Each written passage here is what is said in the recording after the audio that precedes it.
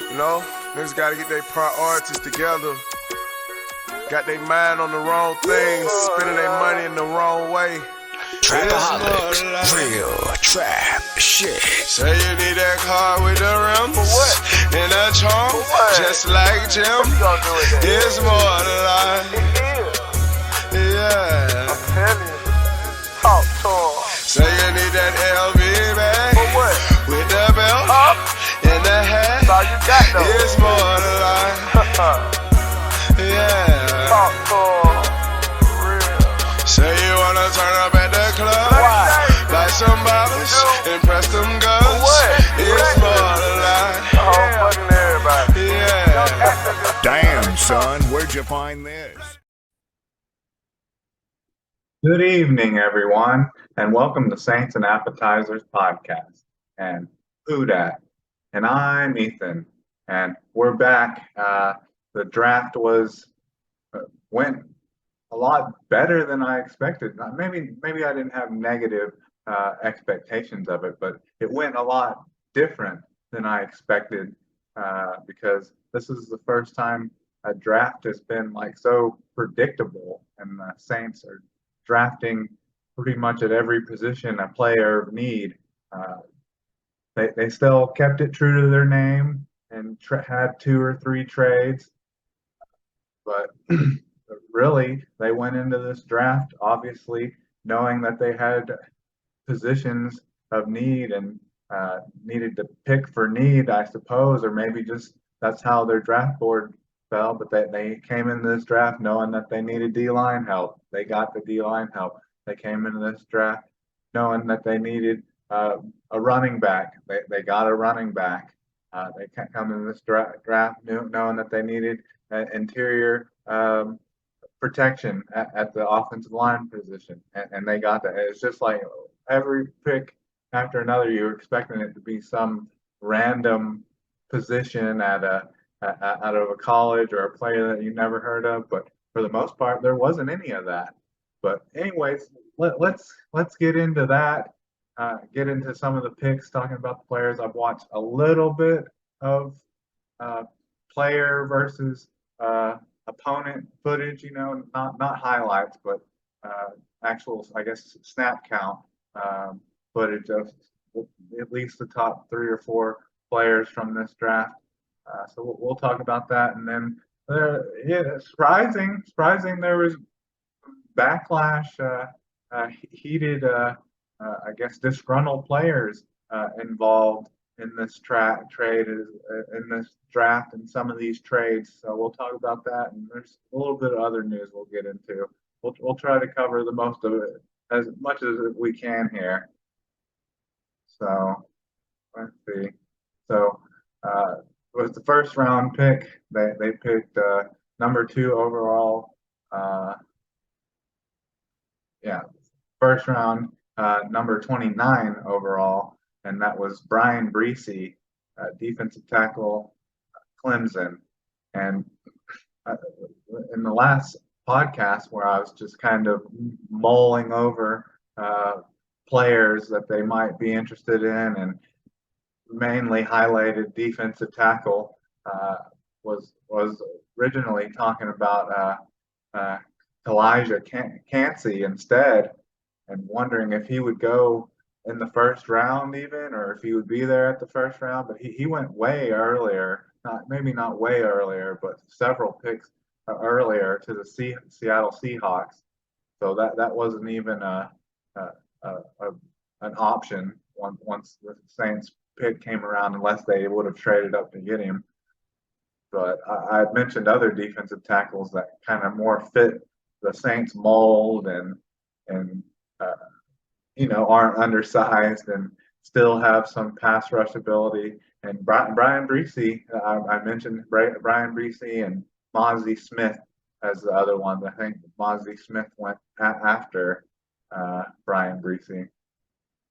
But I like this pick because it was highlighted, with every player there seems to be some injury and personal situations, but that's usually kind of stuff that you don't like to have with your first round pick, but he's had an ACL tear, he's had a kidney infection, and he dealt with some hard personal struggles with his sister dying, I believe, of cancer.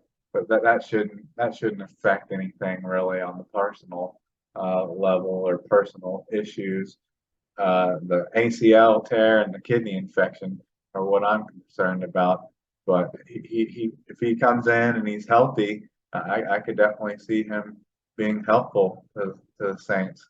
Because let's see some of these stats here. So in 2020, at Clemson, freshman year, he played in 11 games, had 13 solo, 11 assists, 23 total, 6.5 and 4 sacks and 2 pass deflections and 1 forced fumble.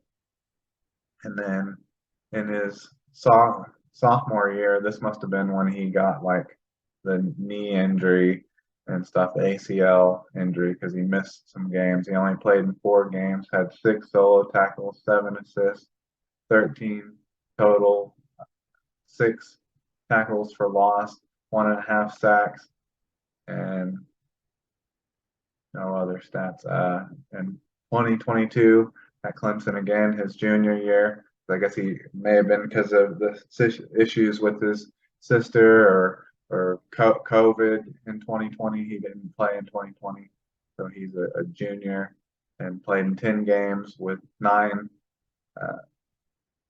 solo, 6 assists, tackles, and 15 total tackles with 5.5 tackles for loss, 3.5 sacks, 2 pass deflections. So I mean that's he definitely shows that he can get pressure, pressure in the backfield in his 3 years at Clemson, and with how many games he missed in 2021, almost just 2 years at Clemson, he had 15.5 tackles for loss and nine sacks. But you look at those for loss numbers, it shows that he has that penetration potential, more than just a run stuffer. And if you watch some of his footage, you see that sometimes. None of these players that the Saints drafted really just, when you watch them, just absolutely just jump out on at the page at you. But that they all, when you watch them, they all have their solid moments, and they never are like out of position or really getting beat. But they're also never really flashing too often either. But I like this pick if he can stay healthy and continue similar production with the for lost yards, for lost plays, making plays like that. It would go a long way to fill a position of need and improve in that position. But I find it a little hard to believe that he would start over Colin Saunders and the new guys. But it'd be interesting to see. All right. So round 2, the second round, pick 40, the Saints picked Isaiah Foskey, defensive end out of Notre Dame. And they just continued to add to the D-line that was hurting. Like I said, these picks came like in chronological order of like exactly who they needed. They got their defensive 3 technique with the first pick, and then it's kind of like, oh man, pass rush. They need an edge, and they go out and get one, and he's pretty much a Marcus Davenport, Peyton Turner clone.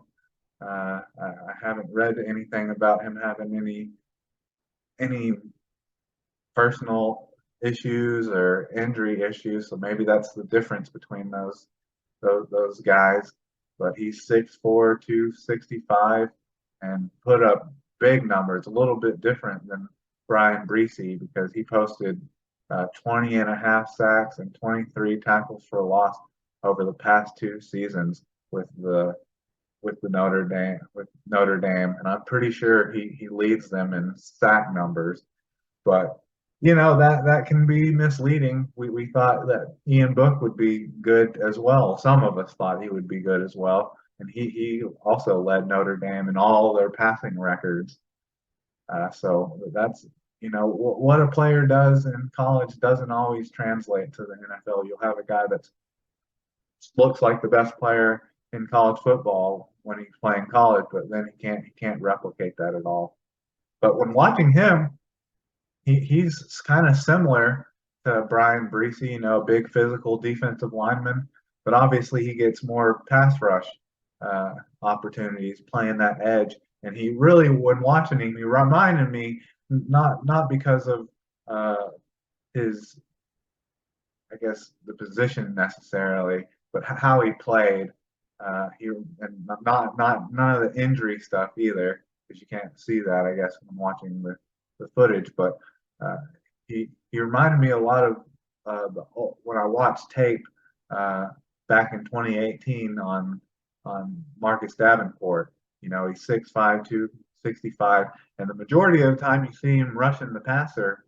Well, pretty much every time he's lined up playing a snap, he's usually standing up. He's in that like outside linebacker, pass rushing edge guy. He's usually standing up. He's not in in a 3-point stance for the most part, and that's what it really jumped off the screen to me is that he's not playing with his hand in the dirt too much. So he look a lot like they'll probably have him doing a lot of the same stuff Marcus Davenport was doing. Trying to be that speed rusher off the edge, even though he has phenomenal size. But one thing I did notice him once, a couple times, is he would, because he was probably obviously the best pass rusher on the Notre Dame's football team. He would get double teamed a lot. And sometimes, man, he would get double teamed and he would get smacked in the mouth and declated or lose his balance and have offensive linemen falling on top of him to keep him from getting back up. You would see that sometimes.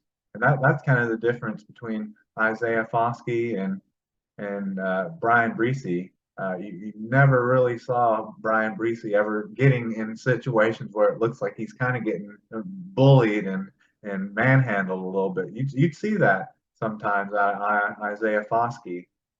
All right, but I like that pick. It may be right there with this pick, and the pick coming up. These may have been my two favorite picks. I feel like Brian Breesy was a little bit more of a value pick, just because it fit what they needed and be kind of BPA. But Isaiah Foskey, so some people seeing him as even possibly a late first round pick, more around where the Saints picked. I wouldn't have been upset if they picked him with their 29th overall pick. So I like that pick. I was excited about that pick, and it's nice when you can look up a college player and actually see production from them and know what college they actually played for.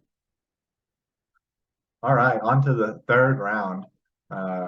With the Saints' third pick, they picked number 71 overall. They picked Kendra Miller, running back out of TCU, and he's pretty much like almost in the same mold as Jamal Williams, really. So they kind of have two of the similar backs, because he's 5'11", 215, 220, and he when you watch him, he's a pounder. You don't have to worry about his durability with running on the inside with Alvin Kamara, because when you watch his games, you see him like pounding on a defense, and then later on in the game, he'll get to the outside or he'll break into the open, and he shows that he has a breakaway speed. Has long speed where he can outrun a defense as well. So he's not just that guy that can pound and get you yards like that. He has a little bit of big playability as well, but he has no problem getting those 3, 4, 5 yard runs, and then he'll break a big one off on you. But kind of like Latavius Murray. You never really see him lose any yards, really big yards. You saw that a couple of times for TCU, but from TCU, but most of the time it looked like it was just the offensive line kind of getting blown up before he could even get started. So you hope that's better here in New Orleans.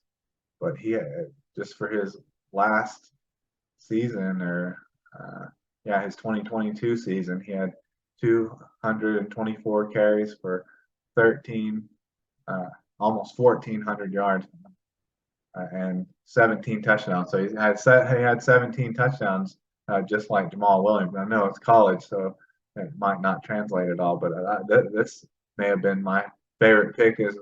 May have been my favorite pick just because they drafted a running back, a physical, healthy workhorse back that has great college potential, and it fills two needs. Honestly, it adds more depth to the running back, and it also gives you insurance for Alvin Kamara, depending on how he gets suspended, or maybe even next offseason moving on from him.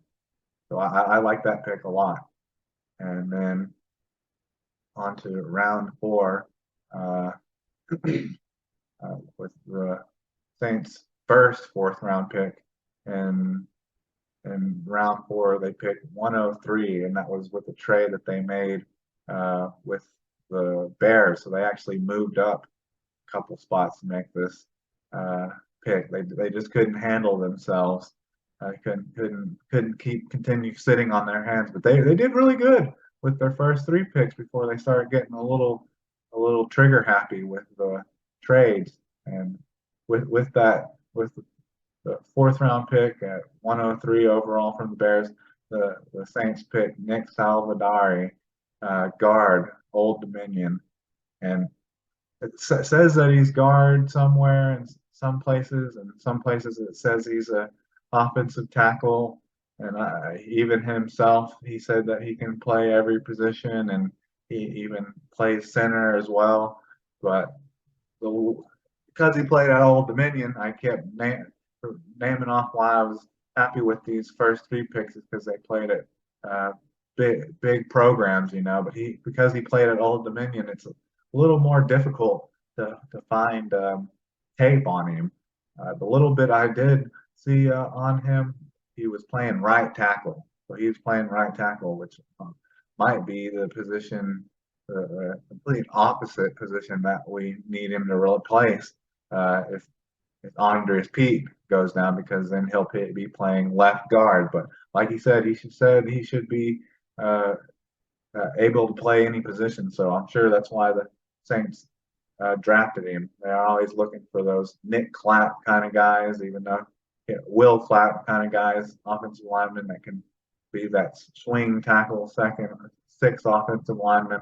And he was picked in the 4th round, unlike Will Clapp, who was drafted, I think, in the 7th round. So he's projected to hopefully do more than Will Clapp, at least. Hopefully be a starter one day. But when watching him play for Old Dominion at that right tackle spot, kind of hard to judge when you're watching him, because you don't know really the quality of competition that he's playing against. But just a couple little videos that I find, little snippets I can find, like I said, with a lot of these players, there's nothing that he does that blows you away, but you're never seeing him whiff on run blocks or get completely burned on passing situations. So that was just like, once again, they just going along and adding. That was probably their next biggest need between running back and guard. So then on to the set. They couldn't help themselves with staying still. They had to move up here, and they moved up to trade back into the 4th round.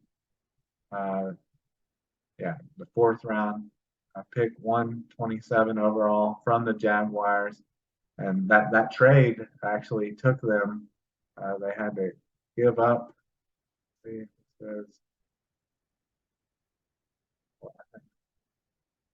they had to send a 6th-round pick to Denver, and they also are getting Adam Troutman, which I'll talk about. I'll talk a little bit more about him in a minute when we get through the rest of these draft picks that they've made.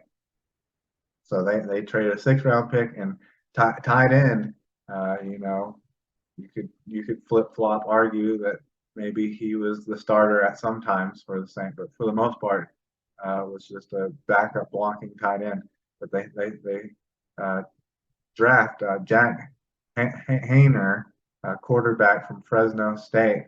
So he has ties to Derek Carr because they both were quarterbacks at Fresno State. He has, I guess he keeps in also has some ties with Drew Brees. Even keeps in ties, keeps in touch with Drew Brees. So that all probably led to why he ended up getting drafted by the Saints. But I talk about players that don't really jump off the screen or don't really do anything negative. But watching Jake Hayner, when you watch some of his games where he throws interceptions or he's trying to throw deep or kind of trying to throw a kind of a bullet pass, you see he has a bit of a wind up, and then his feet aren't set a lot of times. They're set, but he's got like a really wide base, so you'll see him draw that wind up of a throw, and he's got his legs really far apart. But the little bit of footage I've watched him, some of his interceptions look kind of just like a lack of arm strength because they'll be underthrown or not to the right spot. And hell, it looks like some of the interceptions he's made, some that were even in the end zone, it looked like he literally was throwing it to the defender than he was the wide receiver. They were just very odd looking interceptions. Watch some of them, but I was okay with this as well. A project quarterback. Next year, you may not have Jameis Winston anymore. So if Jake Hayner's decent, he could at least hopefully be your backup in 2024.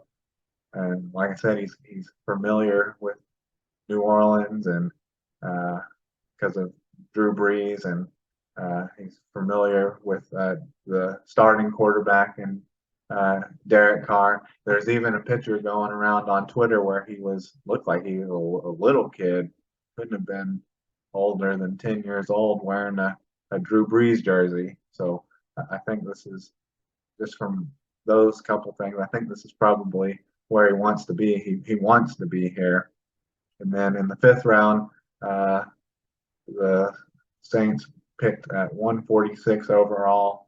They picked Jordan Howdine, safety, Minnesota. I can't say I've seen anything on him, hadn't looked into anything on him yet. And then with their final pick, which was the 6th round, in the 6th round at 195, and it was the pick that they, I guess, traded back for, one of the trades that the picks that they got for.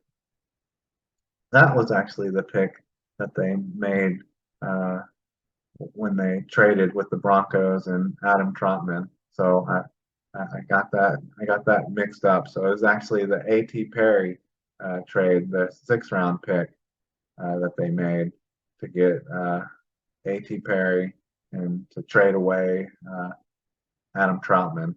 And I watched a little bit of A.T. Perry. We talk about players that put up numbers and things like that. He was very productive. Let's see.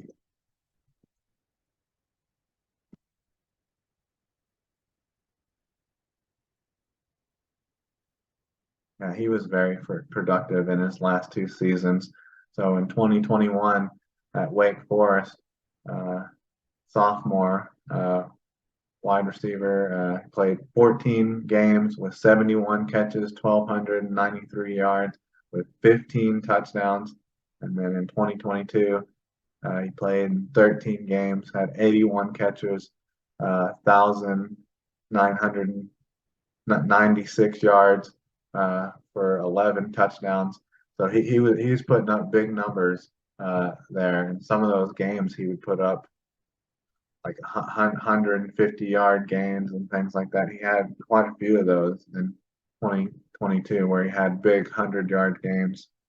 Let's see, had one 146-yard game against Vanderbilt, and then he had a 118-yard game against Army, and then he had a 159-yard game against North Carolina State, and then he had a 119-yard game against Syracuse, and then had a 116-yard game against Missouri, which was a bowl game, and that was all in 2022.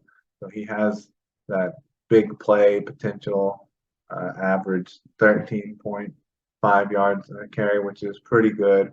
But the main thing with him is he's a really big wide receiver. Got kind of a slight frame, but I've seen him listed at 6'5", 206. Most places, some people have him listed as 6'4", but when watching him, it's probably is more of an insult than anything. A lot of people, when they say, "Oh, a 6'4", 6'5" wide receiver playing for the Saints," they probably think Marcus Colston as someone they want to compare him to. But I was thinking more Brandon Coleman, because Brandon Coleman had his moments, and was a great blocker. I don't know how great a blocker this guy is, because this may not be a great player comparison, because A.T. Perry is just 6'5" and barely 200 pounds, while Brandon Coleman was like 6'6", 230, and didn't play to his size, didn't play to his big frame, which just when watching college tape, it looks like A.T. Perry does a little bit better job of that. But he also has, for such a big wide receiver, tall, with his frame, he's got decent speed as well. But as the last pick in the draft, I like that pick as well. That was a good way to cap off the draft, hearing a player's name that you were familiar with. So I like that, and in coinciding with that was a trade. They also don't have Adam Troutman anymore, so that's the weird thing. So let's get this trade stuff right, and I'll talk a little bit about Adam Troutman, because supposedly the Saints had a disgruntled player. If you were to tell me it was Adam Troutman, that would have been the last player I would have expected to be disgruntled. I would have thought more maybe Michael Thomas being disgruntled. I think a lot of people maybe know that already. Maybe Alvin Kamara disgruntled for not for his how the Saints feel about his battery charges, and him, just both those guys maybe wanting to go to title teams, Super Bowl bust teams. And then even on the defensive side, I could see maybe Cam Jordan or Demario Davis, players like that, that only have maybe 1 or 2 more years being disgruntled and wanting to go to a win now team like the Kansas City Chiefs or the Philadelphia Eagles. But out of all the players, it ends up being Adam Troutman, who the Saints sent Adam Troutman along with the 7th round pick to get back the 6th round pick that they picked A.T. Perry with. But this is the stuff that Adam Troutman had to say about that. So these are some quotes. They're kind of broke up a little bit. "I was actually hoping to get moved." So he was hoping to get moved. This was something initiated by me personally. I've been waiting for a little bit for something to materialize, and it just happened to be the Broncos, obviously. I feel like I was placed somewhat in a box. They put me a limit on what I could contribute, and I felt like I could contribute a lot more. I primarily use as a blocker. I thought I could do more, and I didn't want that to be the end of my career. I think I could have done it, caught the ball a little more. Whatever the case was, the team. At least he doesn't call the Saints out by their name. He says the team I was playing for just didn't let me do it. I want a chance to prove I can do it because I believe I can, and I have in the past. So he says that he wishes he had the opportunities and chances to do it. The main one that comes to my mind of a chance that he had to do something was in the 2021 season in the first game against the Falcons. It was a fourth down, and he just straight up dropped it wide open. No receiver hanging no defender hanging all over him. It just hit him right in the breadbasket, and he dropped it on a fourth down. What would have been a fourth down conversion. So that's one of the plays that really sticks out to me. There's a couple fumbles in there that stick out to me as well. And then when it looked like he was finally coming on in the 2021 season, where he had quite a few catches against the Eagles, and even had one ridiculous high pointed ball catch. But on that play, he comes down and he lands hard and wrong, and then he's hurt. So he's talking about how he wishes he had more opportunities, and he was being fit into a box and being only used as a blocker. I mean, the times when they did use him, he was dropping passes or fumbling or getting hurt.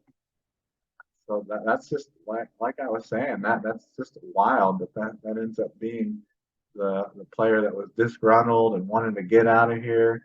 And it goes even farther with the Broncos, the Denver Saints, their completion of the Denver Saints, because Sean Payton gets another one of their players, one of his old players that he drafted. But I don't think that's going to be a huge loss. In his 3 years with New Orleans, Troutman only had 60 catches for 641 yards and 4 touchdowns. And I think you have to admit he was a quality backup, but now that you don't have him, it does make the tight end room a little bare. But I think that probably has something to do with Foster Monroe, which I've mentioned that multiple times, that when he can, and if the Saints believe in him, he will be a Saint, because they put so much more effort into his physical, and he has ties to New Orleans and Louisiana, playing at LSU. So I think we might already know who Adam Troutman's replacement is, and that might be Foster Monroe. All right. This is just some last stuff here. Talking about, we talked about this on the last podcast as well. And that was the Saints, whether the Saints would pick up Cesar Ruiz's fifth-year option or not. And it looks like they are not going to. Because today, I think by noon on May 1st was the day to pick it up, and they didn't pick it up. And maybe the reason for that is because they drafted a new guard, so maybe they have kind of eyes set on maybe him being able to fill the spot once he's a free agent in 2024. And maybe they just haven't seen enough from Cesar Ruiz yet either, because I mean he was great last year, but the two previous seasons wasn't so great. And then of course when he finally starts playing good last year, he ends up getting a foot injury, a Les Frank injury. So it's kind of hard to pick a guy, extend the guy with a fifth-year option, knowing like, well, the majority of what you've seen him isn't good, and then right after he starts playing good, he gets an injury. So it's like, is he really that good of a player, or is it injury prone? So that now you're juggling concerns about him. And I imagine the other reason why is the cap hit, or how much he'd be getting paid in 2024, would have been like 14 million, which I would see the Ruiz when he was playing good there at the end of the season. Looked like a, a quality starter, like definitely a starter, but with his history, definitely not a $14 million a year, because that would be up there with the highest paid guards in the league, which he's not proven that he's that. He's no Carl Nicks or Jari Evans, that's for damn sure. So if this being a prove it year now, that they can always hope that he plays good and stays healthy in this season, and that they can re-sign him to something much cheaper, hopefully in 2024. But that should be an interesting. That should be interesting how that all plays out with both of your starting guards now. Andres Pete and Cesar Ruiz are both on prove it deals. They'll both be free agents in 2024. So maybe that'll motivate them a little bit. Sometimes guys play great on their contract years, and sometimes they don't play good at all. They play terrible, kind of like uh, Marcus Davenport. But anyways, I think that's about all I have for you. But there's a lot to get into still. Might on the next podcast may talk about the undrafted free agents, rookie free agents. Delve into that a little bit. Hadn't really looked at it too much. I seen that they got looks like quality players at all one of every position, kickers and punters, and so they got everything. A player from a linebacker from Tulane, but I haven't dove into it too much. But anyways, I think that's all I have for you. So who dat? And can I get a check, please?